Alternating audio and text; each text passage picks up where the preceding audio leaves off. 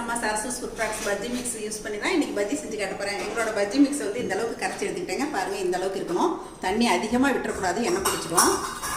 இன்றைக்கி நான் வெங்காய பஜ்ஜி தான் போட போகிறேன். நீங்கள் உருளைக்கிழங்கு பஜ்ஜி, வாழைக்காய் பஜ்ஜி, ஆப்பளா பஜ்ஜி எது வேணால் போடலாங்க.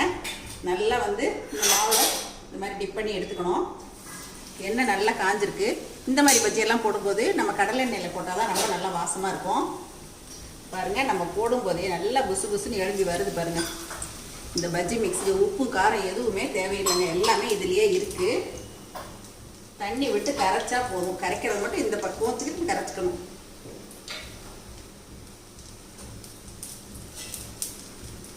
நீங்கள் ஆஃபீஸ் போகிறவங்களுக்குலாம் ஒரு பெரிய வேலையாக தெரியும். இந்த மாதிரி நீங்கள் பஜ்ஜி மிக்ஸ் வந்து சுத்தமாக சுகாதாரமாக நாங்கள் தயாரிக்கிறோம். நீங்கள் வாங்கி வச்சுக்கிட்டிங்கன்னா பஜ்ஜி போடுறது ஒரு பெரிய வேலையே இல்லைங்க. 5 நிமிஷத்தில் பஜ்ஜி போட்டோம்னா நம்ம போட்ட பஜ்ஜியெல்லாம் வந்து மேலே எழும்பி வந்ததுக்கப்புறம் தான் இந்த மாதிரி கரண்டி போட்டு பிரட்டி விடணுங்க.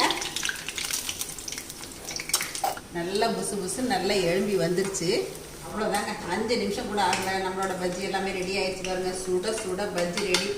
உங்கள் வீட்டில் குட்டீஸ் ஆகட்டும், உங்கள் வீட்டில் ஆஃபீஸ்லேருந்து வராங்க அப்படின்னா கூட இந்த பஜ்ஜியை நீங்கள் அடுப்பில் எண்ணெயை வச்சுட்டு மாவை கரைச்சி விட்டு 5 நிமிஷத்தில் ரெடி பண்ணிடலாங்க. எங்களோட சரசூஸ் ஃபுட் ப்ராடக்ட்ஸ் ஆஃபீஸில் போய் தான் நான் பஜ்ஜி மிக்ஸ் எடுத்துகிட்டு வந்திருக்கேன். இந்த பஜ்ஜி மிக்ஸ் வச்சு தான் இந்த பஜ்ஜி செஞ்சு காட்டியிருக்கேன். பாருங்கள், பார்க்கும்போதே எப்படி இருக்குல்ல.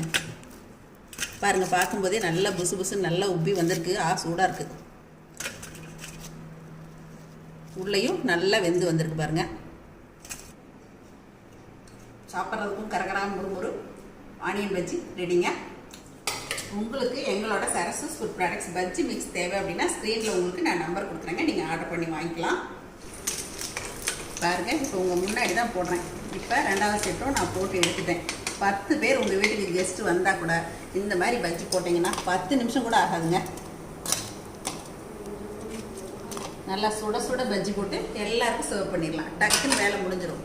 ஆனியன் கட் பண்ணுறது மட்டும்தான் நமக்கு வேலை. மாவை கரைக்கிறோம். அந்த மாவுமே வந்து எண்ணெய் காயிற டைம்லேயே நம்ம மாவு கரைச்சிடலாம். இன்றைக்கி நான் போட்ட பஜ்ஜி உங்களுக்கு பிடிச்சிருக்குன்னு நினைக்கிறேங்க. என்னங்க, நீங்களும் ரெடியாக பஜ்ஜி போடுறதுக்கு பாய்.